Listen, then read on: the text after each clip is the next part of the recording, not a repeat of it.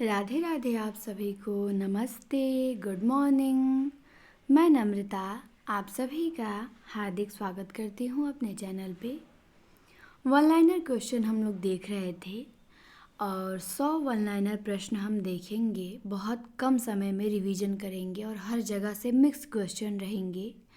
2 क्लासें हमारी हो चुकी हैं, आप देख सकते हैं चैनल पे वीडियो पड़ा होगा। ये हमारी तीसरी क्लास है। इस क्लास को आप खूब शेयर कीजिए और पहली बार जुड़े हों हमारे चैनल पे तो सब्सक्राइब करें।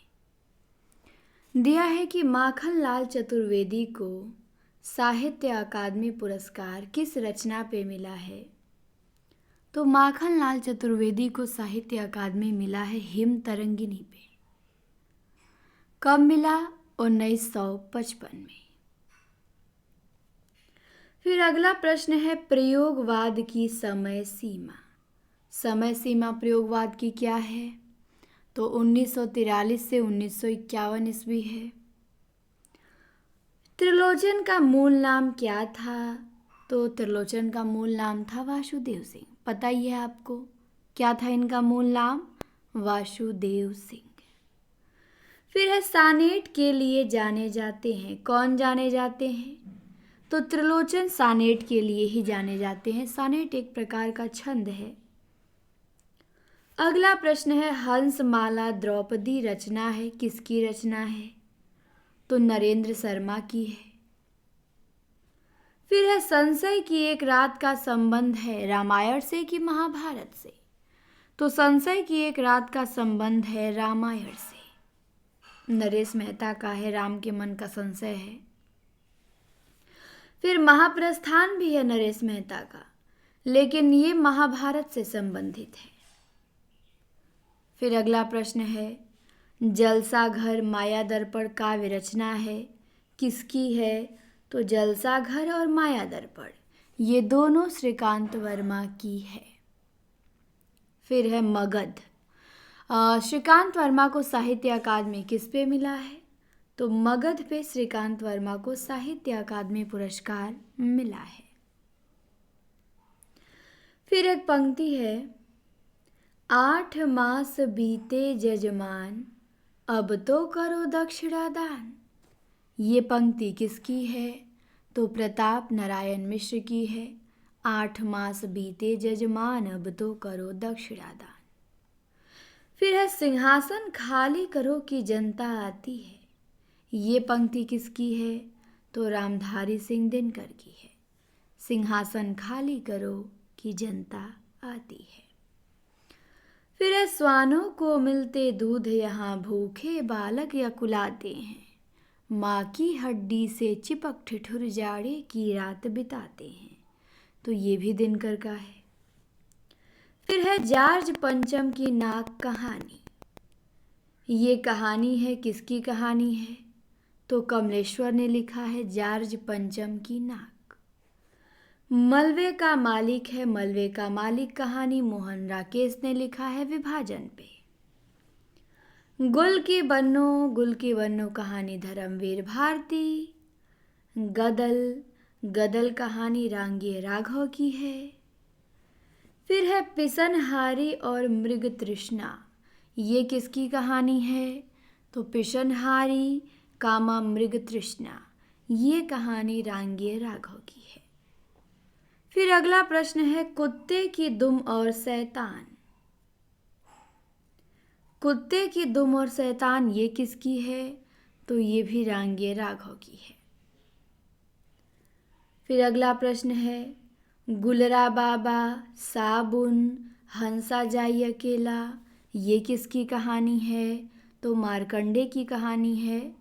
गुलरा के बाबा साबुन हंसा जाई अकेला। फिर है महुए का पेड़ और सेमल का फूल, किसने लिखा है? तो महुए का पेड़ और सेमल का फूल ये जो कहानी है मार्कंडे ने लिखा है। फिर है मैला आंचल का प्रकाशन वर्ष क्या है? 1954 ईस्वी है। रेणु का उपन्यास है।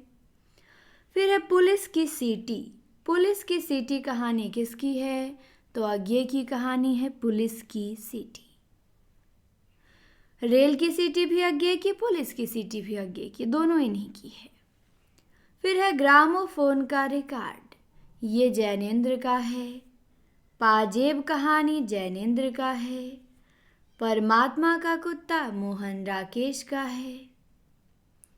तो एक पेज हमारा समाप्त हुआ। अब आते हैं दूसरे पेज पे। दूसरा पेज है एक पति के नोट्स। किसने लिखा है? तो महेंद्र भल्ला ने लिखा है, एक पति के नोट्स। फिर है एक पत्नी के नोट्स, ये किसका है? तो ममता कालिया का है। एक पति के नोट्स, एक पत्नी के नोट्स। फिर है मकरील। मकरील कहानी किसकी है? तो मकरील कहानी यशपाल की है। फिर अगला प्रश्न है कि प्रसाद जी की पहली कहानी तो ग्राम है, अंतिम कहानी कौन सी है? तो अंतिम कहानी इनकी सालवती है। पहली ग्राम, अंतिम सालवती। फिर है चीफ की दावत कहानी किसकी है? तो चीफ की दावत कहानी है भीष्म साहनी की। चीफ की दावत भीष्म साहनी ने लिखा है। फिर आगे आते हैं नेक्स्ट क्वेश्चन पे। नेक्स्ट क्वेश्चन है हमारा कि चीफ की दावत कहानी के मुख्य पात्र कौन हैं? तो मिस्टर श्यामनाथ हैं। चीफ की दावत कहानी के मुख्य पात्र मिस्टर श्यामनाथ। इसके बाद है छायावादी आलोचक कौन हैं? प्रमुख छायावादी आलोचक तो वो हैं हमारे नंद दुलारे वाजपेयी। प्रमुख छायावादी आलोचक कौन हैं? नंद दुलारे वाजपेयी हैं। इसके बाद है कि डॉक्टर नगेंद्र किस प्रकार के आलोचक हैं? तो डॉक्टर नगेंद्र जो हैं ये रसवादी आलोचक हैं। कैसे आलोचक हैं? तो रसवादी। फिर है हजारी प्रसाद, ये कैसे निबंधकार हैं? तो ये ललित निबंधकार हैं। फिर है देव और बिहारी। देव और बिहारी किसकी रचना है? तो कृष्ण बिहारी मिश्र की है। फिर बिहारी और देव किसकी है? तो बिहारी और देव लाला भगवान की है। जब देव पहले आएगा तो कृष्ण रहेंगे, कृष्ण भी देव हैं तो इसीलिए पहले कृष्ण बिहारी रहेंगे, देव आएगा तो। लेकिन जब बिहारी आएगा, बिहारी और देव, तो लाला भगवान दिन हो जाएंगे। बिहारी और देव में देव पीछे है तो इसीलिए जब पीछे रहेगा तो भगवान, आगे रहेगा तो कृष्ण जी। फिर है अमृत राय के पिता कौन थे? तो इनके पिता थे प्रेमचंद। कलम का सिपाही जीवनी किसने लिखा? अमृत राय ने लिखा। गुनाहों का देवता उपन्यास है, किसने लिखा है? तो ये उपन्यास लिखा है धर्मवीर भारती ने। फिर है मनोविश्लेषणवादी उपन्यासकार कौन कौन से हैं? तो 3 हैं, जैनेन्द्र, इलाचंद्र जोशी, अज्ञे। ये 3 मनोविश्लेषणवादी उपन्यासकार हैं, जैनेन्द्र, इलाचंद्र जोशी, अज्ञे। फिर है मोहन राकेश के ज़्यादा नाटक नहीं है, 3-4 नाटक हैं लेकिन बड़े फेमस हैं। तो उनके नाटक कौन कौन से हैं? तो पहला है आधे अधूरे, पहला तो नहीं है लेकिन पहले यहाँ पे लिखा गया है। फिर है आषाढ़ का एक दिन, ये उनका पहला है। फिर है लहरों के राजहंस, फिर पैरों तले का जमीन, जो अधूरा है कमलेश्वर ने पूरा किया था। फिर है कुछ चेहरे और कुछ चिंतन निबंध है, किसका है? तो कुछ चेहरे कुछ चिंतन निबंध धर्मवीर भारती का है। फिर है कनुप्रिया। कनुप्रिया किसका है? तो ये काव्य है धर्मवीर भारती का। वरदान उपन्यास है, किसका है? तो प्रेमचंद का। फिर है अगला कि प्रसाद जी ने कितने उपन्यास लिखे हैं? तो प्रसाद जी ने कुल 3 उपन्यास लिखे हैं। कंकाल 1929 में, तितली 1934 में, फिर है इरावती। तो कंकाल, तितली, इरावती। फिर है प्रसाद के कहानी संग्रह, 5 कहानी संग्रह हैं इनके, कौन कौन से? तो छाया है, प्रतिध्वनि है, आकाशदीप है, आंधी है, इंद्रजाल है। तो 5 कहानी संग्रह है, पांचों बड़े चर्चित हैं। छाया, प्रतिध्वनि, आकाशदीप, आंधी, इंद्रजाल। फिर है कि सिद्धों की संख्या कितनी है, कुल कितने सिद्ध थे, तो 84 थे। सिद्धों में 4 योगिनियाँ भी थी, कौन कौन सी, तो कनकलपा, मणिभद्रा, मेखलापा, लक्ष्मीकरा। 4 योगिनियाँ, कनकलपा, मणिभद्रा, मेखलापा, लक्ष्मीकरा। फिर है कि प्रयोगवाद की जन्मदात्री पत्रिका, तो प्रयोगवाद की जन्मदात्री तारसप्तक है। फिर है गुनाहों की देवी।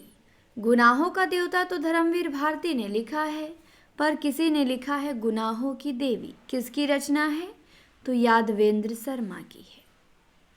फिर है महाराष्ट्र में भक्ति आंदोलन की शुरुआत के प्रणेता कौन थे, तो पुंडरिक थे। उत्तर भारत में भक्ति आंदोलन के प्रणेता, तो उत्तर भारत में भक्ति को किसने प्रसारित किया, रामानंद ने किया। फिर संत काव्य में सबसे पंडित कवि कौन थे, मतलब संतों में सबसे पढ़े लिखे कौन थे, तो सुंदरदास थे। फिर है आदिकाल में लौकिक साहित्य के अंतर्गत क्या क्या हम पढ़ते हैं, उसको हम देखेंगे। तो आदिकाल में लौकिक साहित्य के अंतर्गत हम पढ़ते हैं राउल वेल को, ढोला मारूरा दूहा को, विद्यापति को पढ़ते हैं और अमीर खुसरो को पढ़ते हैं, जय मयंक जसचंद्रिका और जयचंद प्रकाश को पढ़ते हैं। तो ये हम लौकिक साहित्य के अंतर्गत पढ़ते हैं। फिर है दादू। जो दादू दयाल थे, इनकी जाति क्या है, तो इनकी जाति है मोची या धुनिया। क्या है जाति, मोची या धुनिया। फिर है सिद्धों का केंद्र कहाँ था, तो सिद्धों का केंद्र था नालंदा, पूर्वी भारत। तो ये अच्छा प्रश्न है, सिद्धों का केंद्र कहाँ था, नालंदा। फिर अगला प्रश्न है 3 पहाड़ कहानी। 3 पहाड़ किसकी कहानी है, तो 3 पहाड़ कहानी कृष्णा सोबती का है। मेरा पहाड़ किसका है, तो मेरा पहाड़ शेखर जोशी। 3 पहाड़ कृष्णा सोबती, मेरा पहाड़ शेखर जोशी। फिर है पंचमकारों का संबंध किससे है, तो पंचमकारों का संबंध है सिद्धों से। पंचमकार में क्या क्या आता है, तो मुद्रा, मास, मैथुन, मत्स्य, मद्य या मदिरा। तो पंचमकार में मुद्रा, मास, मैथुन, मत्स्य, मदिरा। पंचमकारों का संबंध सिद्धों से है। फिर है एक पंक्ति थी, वह संध्या सुंदरी सी परी धीरे धीरे उतरी आ रही है। किस कविता से, तो संध्या सुंदरी कविता से ही है। फिर है आचार्य शुक्ल ने सूफी पद्धति का अंतिम ग्रंथ किसे माना है, तो शुक्ल जी सूफी पद्धति का प्रथम ग्रंथ तो मृगावती को मानते हैं, जो कुतुबन का है, लेकिन अंतिम ग्रंथ मानते हैं नूर मोहम्मद की इंद्रावती को, जिसका प्रकाशन हुआ 1744 ईस्वी में। तो शुक्ल जी इसे सूफी पद्धति का अंतिम ग्रंथ मानते हैं। फिर आगे आइए, आगे दिया है प्रेमचंद की प्रथम कहानी। तो प्रेमचंद की प्रथम कहानी सौत है, 1915 में प्रकाशित हुई। प्रथम कहानी प्रेमचंद की सौत है, 1915 में सरस्वती पत्रिका में। फिर है प्रेमचंद की अंतिम कहानी, तो अंतिम कफन है 1936 में। 36 में ही प्रेमचंद का निधन भी हो गया। तो प्रेमचंद की पहली कहानी सौत, अंतिम कहानी कफन। फिर है जब सारा आलम सोता है, ये कहानी किसकी है, तो जब सारा आलम सोता है, ये कहानी पांडे बेचन शर्मा उग्र की है। फिर है नई कहानी की शुरुआत किस कहानी से मानी जाती है, तो नई कहानी की शुरुआत परिंदे से मानी जाती है। फिर है वापसी कहानी किसकी है, तो वापसी कहानी उषा प्रियमवदा की है। फिर है अपनी वापसी किसकी है, तो अपनी वापसी चित्रा मुदगल का है। वापसी उषा प्रियमवदा, अपनी वापसी चित्रा मुदगल। फिर है काव्य रसायन या शब्द रसायन किसकी रचना है? तो ये देव की रचना है, काव्य रसायन या शब्द रसायन। फिर है केशव। केशव कैसे आचार्य हैं? तो केशव अलंकारवादी हैं। देव कैसे आचार्य हैं? तो देव रसवादी हैं। केशव अलंकारवादी, देव रसवादी। फिर है भाव विलास। जो देव का है वो किसके आश्रय में लिखा गया? तो भाव विलास आजम शाह के आश्रय में लिखा गया। किसके आश्रय में? आजम शाह के। फिर है रीतिकाल के प्रमुख अंतिम आचार्य कौन हैं? तो रीतिकाल के अंतिम आचार्य भिखारीदास हैं। रीतिकाल के अंतिम श्रेष्ठ कवि कौन हैं? तो पद्माकर हैं।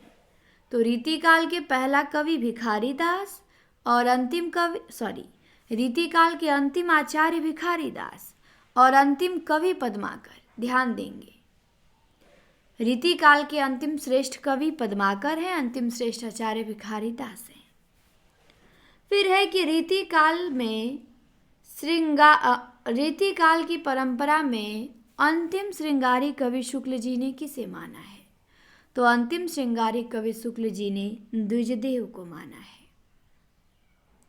फिर है फूल मंजरी किसकी रचना है? तो फूल मंजरी मतीराम की है। फिर है नोन तेल लकड़ी। ये उपन्यास है किसका है? नोन तेल लकड़ी। तो ये उपन्यास है धर्मेंद्र गुप्त का, नोन तेल लकड़ी। फिर है बूढ़ा शब्द है, क्या है? तो बूढ़ा शब्द है जातिवाचक। फिर है सीसा। सीसा का तत्सम क्या होगा? तो दंत सा सीसा है तो तद्भव है, लेकिन वही तालु सा हो जाएगा तो उसका तत्सम हो जाएगा। फिर अगला प्रश्न है कि योके और सेल्मा यज्ञ के किस उपन्यास के पात्र हैं? तो अपने अपने अजनबी के पात्र हैं योके और सेल्मा।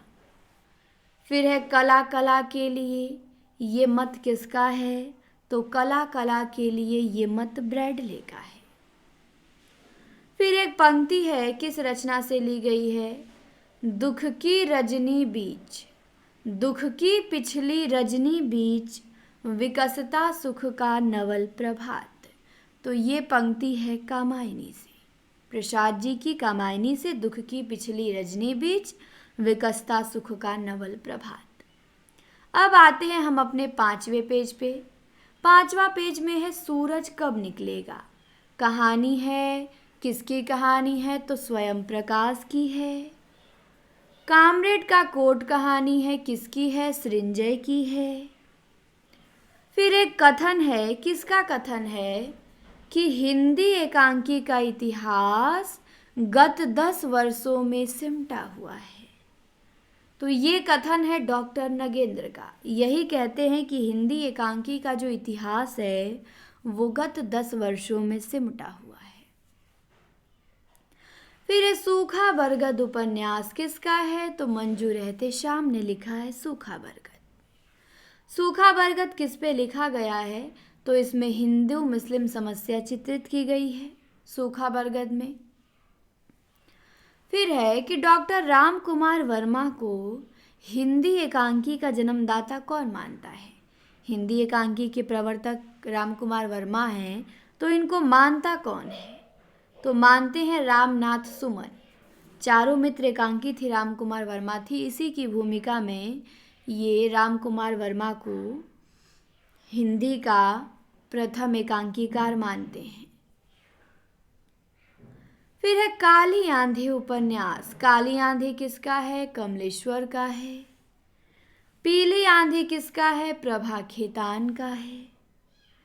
फिर है नामवर सिंह कैसे समीक्षक हैं? तो नामवर सिंह प्रगतिवादी समीक्षक हैं। मेरे राम का मुकुट भीग रहा है किसका निबंध है? तो मेरे राम का मुकुट भीग रहा है ये निबंध है विद्यानिवास मिश्र का। फिर है थोड़ी सी जगह दे। ये किसका निबंध है? थोड़ी सी जगह दे। तो ये भी विद्यानिवास मिश्र का ही है, थोड़ी सी जगह दे। फिर है रामविलास शर्मा कैसे आलोचक हैं? तो ये तो प्रखर मार्क्सवादी आलोचक हैं। रामविलास शर्मा। फिर नगेंद्र कैसे हैं, तो नगेंद्र रसवादी हैं। फिर है अगला हमारा साहित्यकार की आस्था तथा अन्य निबंध। किसने लिखा है, तो महादेवी वर्मा ने लिखा है साहित्यकार की आस्था तथा अन्य निबंध। फिर है नाट्य शास्त्र। नाट्य शास्त्र के रचनाकार कौन हैं, तो भरत मुनि हैं। भरत मुनि ने रसों की संख्या कितनी मानी है, तो 8 मानी है। भरत मुनि ने किस रस को नहीं माना है, किसको स्थान नहीं दिया है, तो शांत रस को उन्होंने स्थान नहीं दिया है, वो शांत रस को नहीं मानते हैं। फिर देखिए कुल रसों की संख्या कितनी है, तो कुल रसों की संख्या है 9। कुल रसों की संख्या 9 है। फिर है पंत की पहली छायावादी रचना कौन सी है, तो पंत की पहली छायावादी रचना है उच्छ्वास, जो 1920 में आती है। फिर अगला प्रश्न है गूंगी जहाज के रचनाकार कौन हैं, तो विवेकी राय हैं, उनकी कहानी है गूंगी जहाज। फिर अगला प्रश्न है शादी का जोकर। ये उपन्यास है, किसका उपन्यास है शादी का जोकर, तो ये उपन्यास है अब्दुल बिस्मिल्लाह का। फिर कितने कितने सवाल, ये किसका उपन्यास है, तो कितने कितने सवाल ये भी अब्दुल बिस्मिल्लाह का है।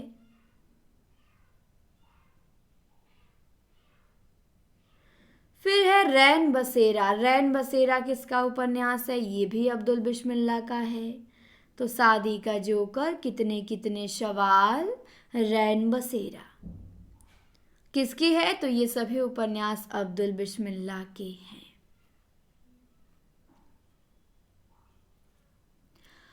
इस प्रकार हमने 20 मिनट में 100 से भी अधिक प्रश्न देखा, 120 के आसपास।